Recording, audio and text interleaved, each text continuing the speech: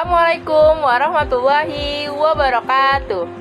Halo semuanya, apa kabar kalian semua? Perkenalkan, nama saya Arina Sabiana Putri dengan NPM 2022 1450 1853. Saya dari S6G. Kesempatan kali ini saya akan kasihkan hasil tugas saya dengan mapel perkoperasian dan UMKM dengan dosen pengampun Musdalifah.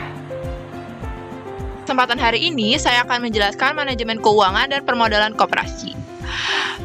3 unsur utama dalam manajemen koperasi itu terdapat rapat anggota, pengurus, dan badan pengawas. Apa sih yang disebut rapat anggota itu? Merupakan kekuasaan tertinggi dalam koperasi, sedangkan pengurus merupakan pemegang amanah hasil rapat anggota. Dan badan pengawas itu sebagai pihak yang mengawasi pengurus dalam menjalankan amanah rapat anggota. Pengurus itu merupakan peranan paling pemegang peranan. Kenapa? Karena salah satunya adalah dalam pengelolaan keuangan atau permodalan, menunjukkan bahwa pengelola keuangan sangat terkait dengan keseluruhan aktivitas yang ada dalam koperasi. Selanjutnya itu ada pengertian dan fungsi manajemen keuangan koperasi. Apa sih yang dimaksud dengan manajemen keuangan koperasi? Yaitu aktivitas pencairan dana dengan cara yang paling menguntungkan dan aktivitas penggunaan dana dengan cara efektif dan efisien dengan memperhatikan prinsip ekonomi dan prinsip-prinsip koperasi. Terus apa sih yang dinamakan fungsi manajemen keuangan koperasi? Ada 6 fungsinya. Pertama itu ada perencanaan keuangan seperti menyusun anggaran. Kedua itu ada pengumpulan dana, itu seperti mengelola sumber dana dan menentukan jenis simpanannya. Yang ketiga itu adalah pengalokasian dana. Itu seperti menyalurkan dana untuk membiayai kegiatan usaha koperasi dan memastikan penggunaan dana sesuai dengan tujuan koperasi. Yang keempat itu ada pengendalian keuangan seperti pencatatan dan pelaporan keuangan. Yang kelima itu ada evaluasi dan analisis keuangan. Dan yang terakhir itu ada pengawasan dan kepatuhan. Itu seperti memastikan semua kegiatan keuangan sesuai dengan prinsip koperasi, sesuai dengan peraturan perundang-undangan dan anggaran dasar atau anggaran rumah tangga. Permodalan dan modal dalam koperasi. Permodalan dari luar koperasi merupakan modal yang berasal dari pihak yang berkepentingan dengan koperasi, baik anggota maupun non-anggota, seperti pemerintah atau bank. Permodalan dari luar koperasi itu terbagi menjadi 2. Pertama itu ada permodalan sendiri dan permodalan asing. Permodalan sendiri itu modal yang menjadi milik koperasi meskipun berasal dari luar. Contohnya itu seperti simpanan pokok dan wajib anggota dan bantuan atau hibah dari pemerintah.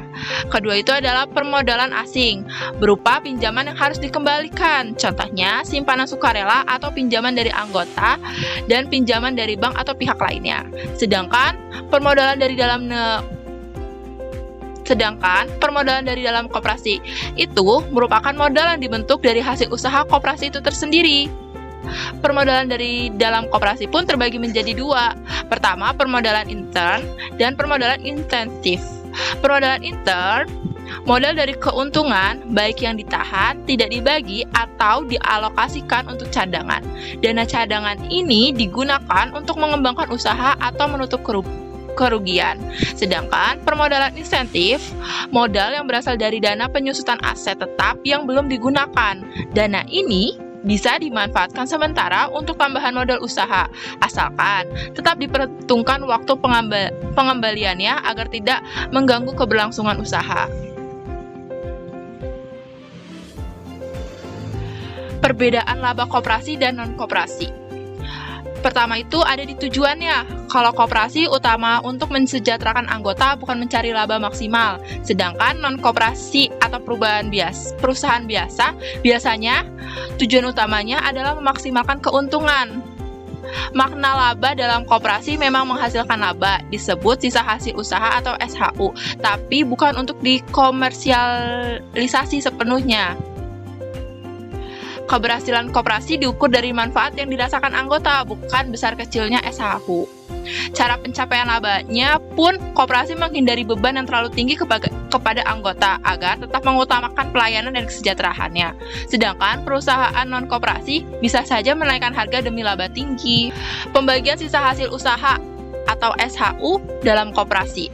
SHU itu milik siapa? Itu milik anggota karena anggota adalah pemilik koperasi. Bila rugi, kerugian juga menjadi tanggung jawab semua anggota. Cara pembagian SHU itu seperti apa sih? Pembagiannya berdasarkan hasil rapat anggota dan aturan dalam AD atau ART koperasi. SHU dibagi setelah dikurangi cadangan koperasi. Sisanya dibagi kepada anggota, dana pendidikan, dan keperluan koperasi lainnya. Aturan pembagian SHU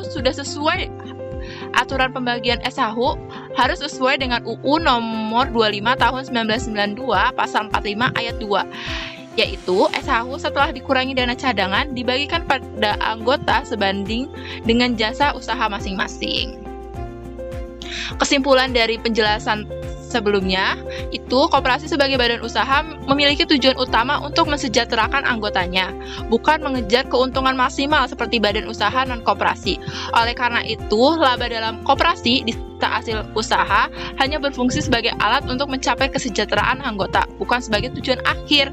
Keberhasilan koperasi tidak diukur dari seberapa besar kecilnya SHU, tapi dari manfaat ekonomi yang dirasakan oleh anggotanya.